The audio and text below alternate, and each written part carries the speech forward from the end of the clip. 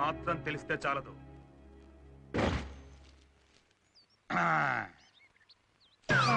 ఇదేంటిది? మిలిటరీ వాడిని బొక్కలో వేసేసారా? దైత్యం వెళ్ళిపోయింది. ఇక మన జెండా ఎలా ఎగరేసినా అడిగేవాడు లేడు. లేకపోతే రోజు ఈ బాత్రూమ్ టెన్షన్ తో పాటు జెండా టెన్షన్ ఒకటి. ఇప్పుడు జెండా తలకిందులుగా పెట్టచ్చు,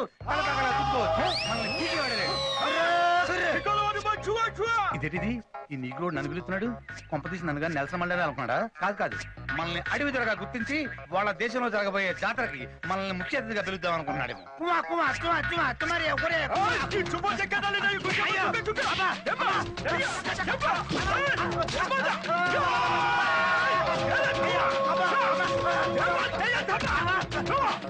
వెళ్ళిపోయాడు.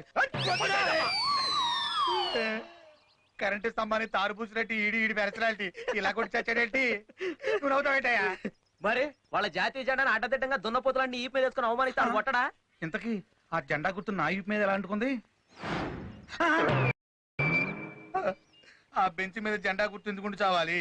అది తడిగా ఎందుకు చావాలి? నేను దాని మీద ఎందుకు కూర్చొని చావాలి? అది నాకే ఎందుకు అంటుకొని చావాలి? ఇది ఈడే ఎందుకు చూసి చావాలి? నన్నే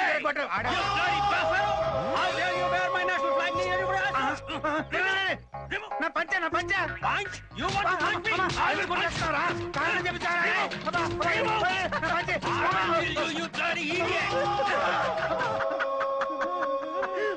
కర్రోడు కొట్టాడు, కారణం ఉంది. ఈడెందుకు కొట్టాడు? ఆ నల్లోడు జెండా నడ్డి మీద వేసుకున్నావు, ఈ తెల్లోడు జెండా ముడ్డి మీద వేసుకున్నావు. మరి కొట్టరేంటి? ఏంటండి నా చెడ్డీ మీద కానీ నీ జెండా ఉందా? 10 మంది తిరిగే పబ్లిక్ పార్క్ లో ఇలా కేబుల్ వేలాడేసుకుని అండర్ వేర్ తో తిరుగుతావా? సిగ్గులేదు నీకు? కేబులా? కేబుల్ అంటే ఇదే? సచ్చినోడా, అడవి పందిలా ఉంది. చెడ్డీలో తిరగడానికి నీకు సిగ్గుగా లేదు? నీ చిమ్మడి పను సచ్చినోడా. చెట్టితో తిరుగుతుంటే అడిగిలు ఎమ్మడిపడి కొడుతున్నారు. చెట్టితో తిరగడం తప్ప. అయితే ఎందుకు ఇది ఇప్పేస్తాను. నువ్వు మీ అన్నయ్యకి ఫోన్ చేస్తున్నావా? ఎందుకు? వాడి పెళ్లి చెడగొట్టడానికా? అదేమిటండి, కన్న కొడుకు లేకుండా పెళ్ళేమిటి? నువ్వు నోర్మోయ్. నాకు ఈ పెళ్లి ఇష్టం లేదమ్మా. అలా అనకమ్మా.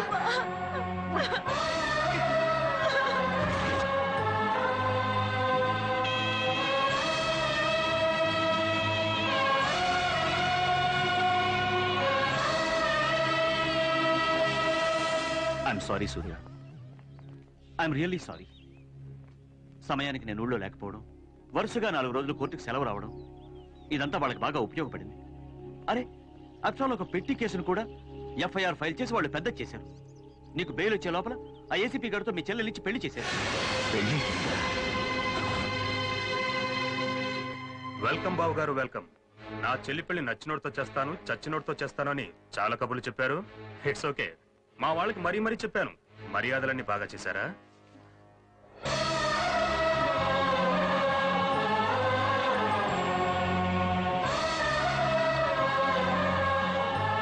మీనా, మీ అన్నగారు వచ్చారు చూడు.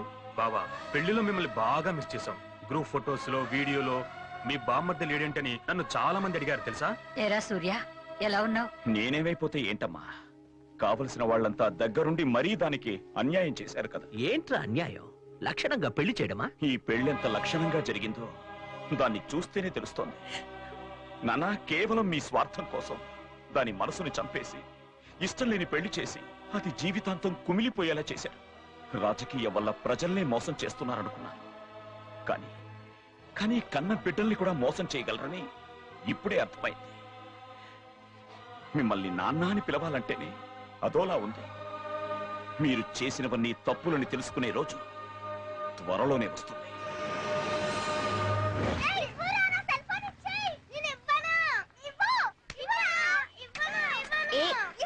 ఏంట్రా గొడవ?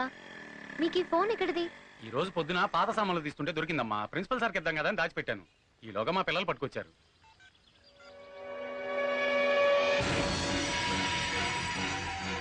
సార్, హంతకుడి సెల్ నుంచి last outgoing call Balagangadhar గారికే వెళ్ళింది.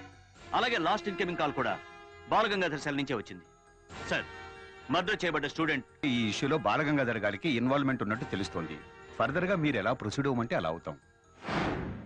సూర్య, ఇప్పుడు ఏం చేద్దాం? Is your father. సార్, ఇంత ఘోరం చేసింది మా ఫాదర్ అని తెలిసి నేను చాలా బాధపడుతున్నాను. పదవిలో ఉన్నాం కదా, మనం ఏం చేసినా చెల్లిపోతుందని అనుకునే వాళ్ళని క్షమించకూడదు సార్. ఇలాంటి వాళ్ళని శిక్షించకుండా వదిలేస్తే చచ్చేంత వరకు మళ్ళీ మళ్ళీ తప్పులు చేస్తూనే ఉంటారు. అప్పుడు ప్రజలకు ప్రభుత్వం మీదున్న నమ్మకం పోతుంది. సో చట్ట ప్రకారం మీరేం చేయాలో చేయాలి సార్. మామయ్య స్టేషన్ లో అడుగు పెట్టగానే బెయిల్ రావాలి. ఏ చక్రవర్తి, ముందా ఫోన్ కట్ చేయి. మీ మామయ్యకి 2 రోజుల వరకు బెయిల్తో పని లేదు. అర్థం కాలేదా? నీ కొడుకు సిన్సియారిటీయే నిన్ను సీఎంని చేయబోతుంది. నీ అరెస్టును సాకుగా పెట్టుకుని రాష్ట్రం మొత్తాన్ని అల్లకల్లోలం చేస్తారు.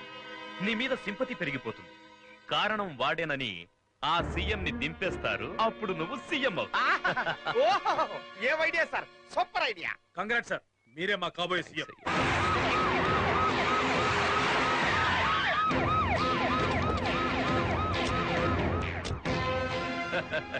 బాలగంగాధర్, నిన్ను అరెస్ట్ చేయడానికి నీ అల్లుడు వస్తున్నాడు. మావయ్య, అరెస్ట్ వారెంట్. ఏసీపీ, ఎక్స్ప్రెషన్ మార్చవయ్యా. సంతోషంగా అరెస్ట్ చెయ్యి. రేపు సీఎం అయ్యాక సొంత మామగారిని అరెస్ట్ చేసిన సిన్సియర్ ఆఫీసర్ అని నీకు ప్రమోషన్ వస్తుంది. చరిత్రలో మిగిలిపోతావు. మావయ్య, లెట్స్ గో. ఇదేం అరెస్ట్ అయ్యా?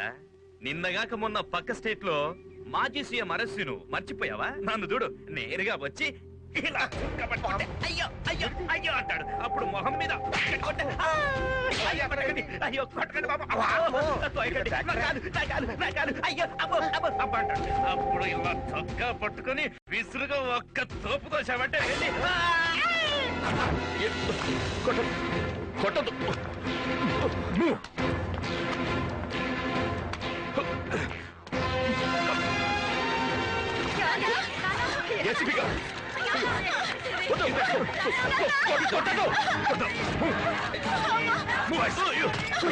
ఇది అన్యాయం. ఏ కోర్టు చెప్పింది మంత్రి గారిని ఇలా అరెస్ట్ చేయమని? సీఎం గారే స్వయంగా చెప్పారు. Constables, get it.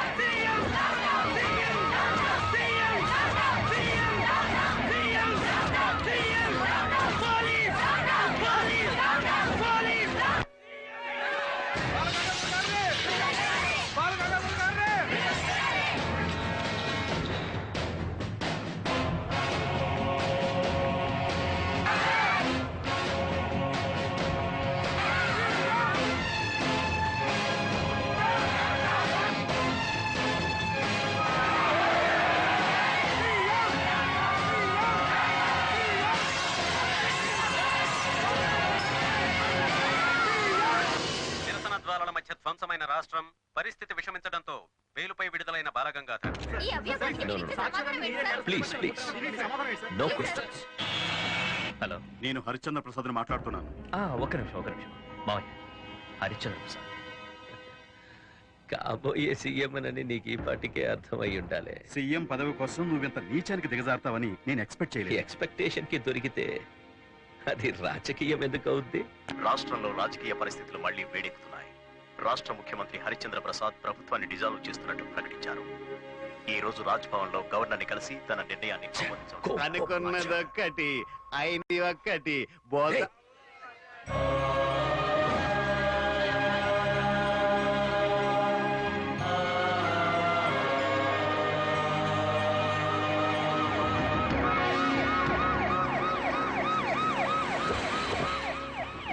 నమస్కారం సూర్య. చూడు సూర్య, రాష్ట్రం ఇలా తయారవడానికి, వీళ్ళెంతలా బాధపడటానికి కారణం మీ ఫాదర్. నన్ను సీఎంగా దింపి తన సీఎం అవ్వాలన్న ఒకే ఒక స్వార్థంతో ఇదంతా చేశాడు. దాని ప్రతిఫలం ఎంతో మంది అమాయకుల ఆస్తుల నష్టం, ప్రాణ నష్టం. అటువంటి వాడు పార్టీలో ఉండకూడదు. అతని పార్టీ నుంచి సస్పెండ్ చేయాలంటే 70 మంది ఎమ్మెల్యేల సపోర్ట్ అతనికి ఉంది. అందుకని వేరే దారి లేకుండా గవర్నమెంట్ డిజాల్వ్ చేయాల్సి వచ్చింది. అందుకే రేపు జరగబోయే రీఎలక్షన్స్ లో మీ ఫాదర్ సీట్ నీకు ఇచ్చి నిన్ను నిలబెట్టాలని నిర్ణయించుకున్నాను. నీ ఫాదర్ ఏంటో, అతను గెలిస్తే ఏం జరుగుతుందో నీకు బాగా తెలుసు. అందుకని ఆయన ఓడిపోవాలంటే నువ్వు నిలబడాలి. నిన్ను బలవంతం చేస్తాను అనుకో. బాగా ఆలోచించి ఓ మంచి నిర్ణయం తీసుకో. ఈవినింగ్ కలుద్దాం, ఓకే?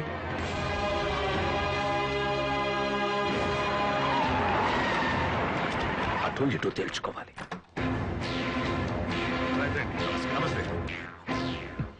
నువ్వు చాలా తప్పు చేశావు.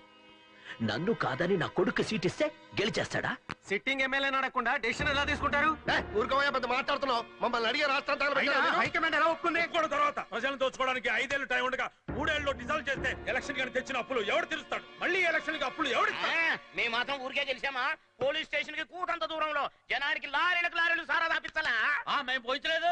ఈసారి ఆడవాళ్ళకి ఆలోచనలు పెరిగి వాళ్ళు కూడా అడిగేశారు. లక్షల సారా మేము పోయించాం.